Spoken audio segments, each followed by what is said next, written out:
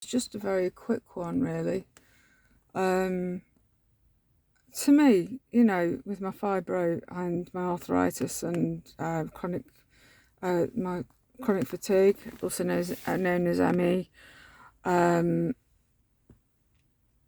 I just wanted to say that it's the little things, in your day that basically can feel like you've moved mountains. Um, for me, it's about I got up, I got dressed. I'm not in my night stuff still. I got out in the car, as you can see. um, I've nipped out. I've took a load of donations that were in my car to the charity shop. I've dropped them off. I've blocked off the entire entire roadway whilst I was unloading my car, and I thought they could just have to wait for a few minutes. One person had no time to wait and turned around and parked elsewhere. The other one just had to sit and wait because they couldn't go past. Well, they could, but they chose not to. They chose to wait. There was a bit of room that they could have, gone onto the grass slightly and, gone past, but they didn't. And I thought, I'm not rushing myself and hurting myself. I just literally unloaded it on the footpath right next to the charity shop thing, and I told a lady that was also going in to drop donations off. I said, I've got to go. Can you just tell them that there's stuff outside? And she was like, oh yeah, that's fine, no problem. Because if there's things that aren't suitable for reselling, like clothing, then they put them for reuse, repurpose. So a bit like Gully Garms, I don't know if you follow him at all, where they sort of put things into other usage. So that's what this shop that I use often does. And then I literally went up the tip. I had some cardboard in the back of the car. The joys of all these IKEA items that I've had coming and getting rid of bits. That everything comes in cardboard, and then when you order things on delivery, it's like cat foods and stuff, it also comes in a box. So I took that up to the tip, and one of the workmen there came and took it away from the car for me and put it to where it's got to go. I was going to go to the doctors, to the pharmacy to pick up my meds, but I've just run out of steam. Plus my fuel's very low, so I need to sort that out either tomorrow or Thursday. Plus I've got Amazon coming with some more paint. Yeah!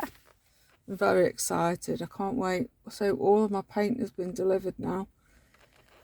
I'll see about getting the room decorated. I've got to contact the guy that's going to take my old tatty retro wardrobe away.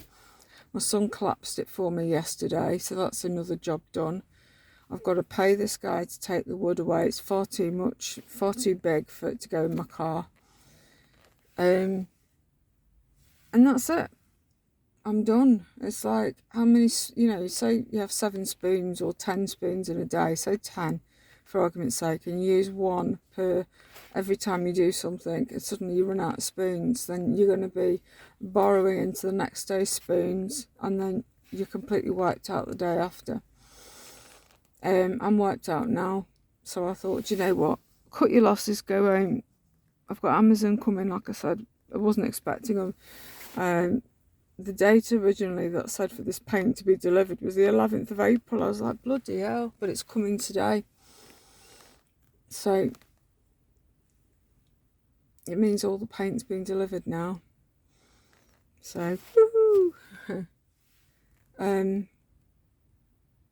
But I just wanted to just say that, you haven't got to push yourself to the point of fatigue is wiping you out considerably. Just do what you can for yourself. Take your time. Don't race.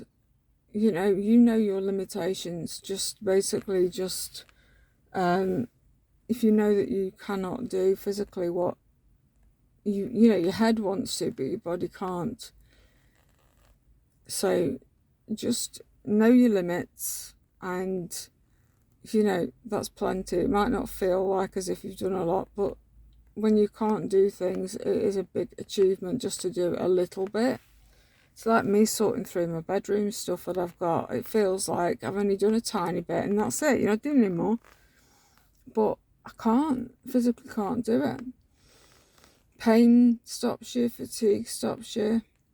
I'm so dry. I'm going to have to go in a minute and make myself a drink. The joys of my fibromyalgia, I tell you, I get so dry mouthed, dry eyed. It's horrible. But yeah, I've done my best. That's all I can do.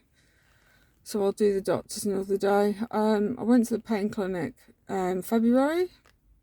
I think it was February.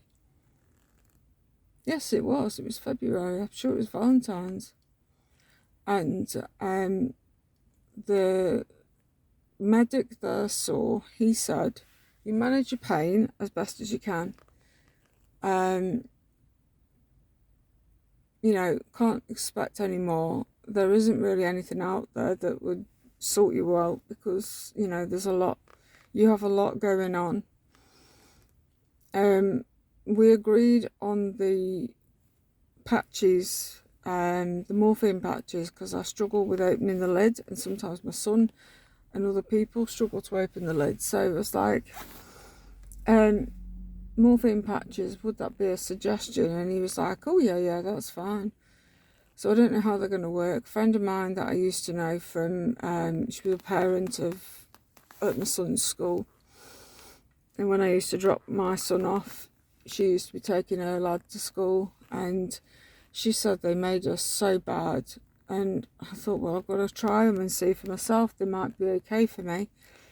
And then upping the dose of my pregabalin as well. But I've heard nothing since. I mean, we are towards the end of March. And I know it takes about 6-8 weeks for them to contact one from the other and all that rest of it. So we'll see. I'll see what the state of play is with them. But it's always a waiting game for everything. Right, I'm going to go in because I'm really dry. I've got literally nothing. I'm trying to just sort my mouth out. I feel really horrible. But anyway, I'm going to, shoot off. I'm going to love and leave. But yeah.